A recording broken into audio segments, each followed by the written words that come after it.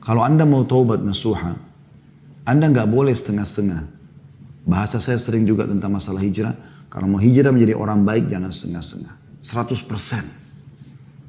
Sekaligus menjadi orang baik.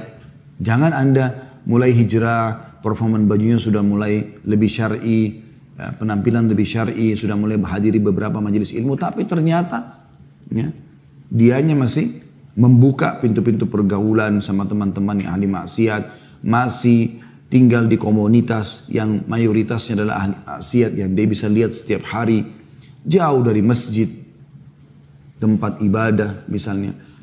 Maka ini sangat mengganggu dia. Ini berarti masih setengah-setengah. Yang paling tepat pada saat mau hijrah, memang hijrah diri kita dari perbuatan-perbuatan yang kita lakukan dan hijrah juga komunitas kita. Yang betul-betul kita tinggalkan semuanya. Supaya semua itu bisa berubah. Kita terbawa dengan lingkungan yang baru, suasana yang baru. Saya pada saat ditanya tentang kiat istiqomah yang kami sampaikan adalah menuntut ilmu, mengamalkan ilmu itu dan bentuk komunitas. Harus komunitas kita. Ingat sabda Nabi SAW, Al-mar'u ala dini khalili. Seseorang selalu terpengaruh oleh agama sahabatnya, lingkungannya. Falyandur ahadukum ila man yukhalil. Maka kalian harus jeli melihat siapa yang kalian jadikan sebagai teman kalian, lingkungan kalian tinggal.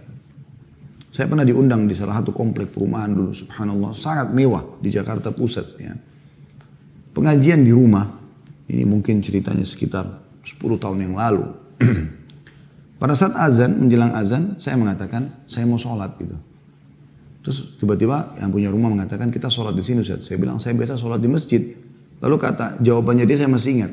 Dia mengatakan, di sini nggak ada masjid Ustaz. Masjidnya sangat jauh, harus keluar. Jauh dari sini. Jadi saya heran, komplek perumahan.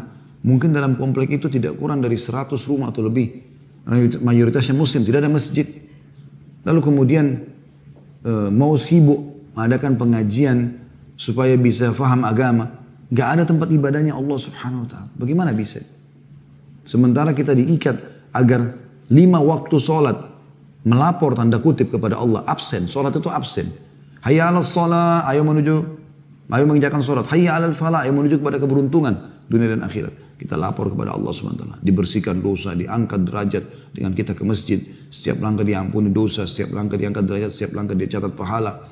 Kita sholat berjamaah dapat pahala yang berlipat ganda. Dapat doa malaikat setelah sholat, sebelum bicara, sebelum berdiri dari tempat sholat, didoakan. Ya Allah ampun dia, rahmati dia, terus sampai dia berdiri dari musholanya. Bagaimana bisa terjadi itu? Jadi harus diikutin dengan hijrahnya semuanya. Saya temukan beberapa ikhwan dan akhwat kita begitu. Yang hijrah itu sebenarnya adalah performannya. Bagaimana dia ubah pakaiannya lebih syar'i. Jilbabnya sudah syar'i, bahkan pakai cadar. Tapi dia nggak mengubah perbuatannya, dia nggak hijrah dari perbuatan buruknya. Tetap saja kedukun, tetap saja percaya dengan ramalan, tetap saja ya, menggunakan mantra-mantra dan jimat, tetap saja di rumah bukan lagi menjadi seorang istri yang saleh, penyejuk hati bagi suaminya, tapi sosok orang yang memerintah suaminya, durhaka dengan suaminya, kufur asyirah, tidak lagi mengingat kebaikan-kebaikannya. Yang Nabi SAW mengatakan wanita ahli neraka adalah wanita atau paling banyak wanita masuk neraka karena mereka kufur asyir. Artinya memungkiri kebaikan suami. Sampai kalau suaminya berbuat satu kesalahan maka dia mengatakan saya tidak pernah melihat kebaikanmu sedikit pun. Padahal sudah berbuat satu abad bersama 100 tahun sama dia. Tetap aja dia bisa melupakan dengan itu. Itu ahli neraka dan tidak boleh muslimah yang hijrah seperti ini. Dia harus meninggalkan sifat ini karena sifat ahli neraka. Dia harus setelah hijrah menjadi orang yang betul-betul hijrah perubahan. Sikapnya pun senyum, ramah, merayu suaminya, menghilangkan letihnya, meringankan bebannya. Harus begitu. Seorang ikhwah pun begitu. Padahal tadinya dia biasa mabuk-mabukan, dia biasa narkotika, dia biasa ke diskotik, dia biasa berzina di luar sana sama sembarangan perempuan. Setelah hijrah bukan cuma performannya, bukan hanya jenggot dan pakaian. Dia harus pulang ke rumah dalam kondisi betul-betul. Dia memberikan hak istrinya. Ya. Dia memberikan nafkah dari sumber halal. Dia bercanda dengan suami istrinya. Dia berikan hak biologisnya. Dia berikan pakaian makanan yang terbaik, lalu dia nikmati yang halal itu. Karena kata Nabi SAW, kalau seseorang dari kalian bangkit syahwatnya, kalau seseorang dari kalian bangkit syahwatnya karena melihat wanita yang bukan mahramnya di luar rumah, kembalilah kepada istrinya. karena istri memiliki apa yang dimiliki orang-orang tersebut. Artinya sama kemaluannya, tanda kutip di sini. Yang dia kalau lampiaskan selesai, syahwatnya akan reda. Begitu juga anak pada saat hijrah.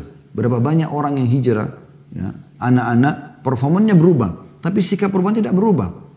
Dia setelah tidak isbal pakaiannya sebagai laki-laki, sudah berjenggot, sudah mulai akhwatnya pakai cadar, malah tambah durhaka sama orang tuanya. Dia ingin orang tuanya hijrah tapi kasar.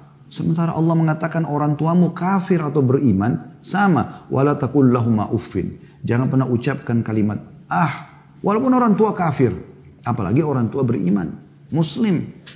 Dia sudah nonton sinetron selama 30 tahun, Anda tiba-tiba hijrah dalam 1 minggu ikuti pengajian, tiba-tiba mau matikan TV, ribut sama orang tua, nganggap mereka ahli neraka. Ini dari mana ini?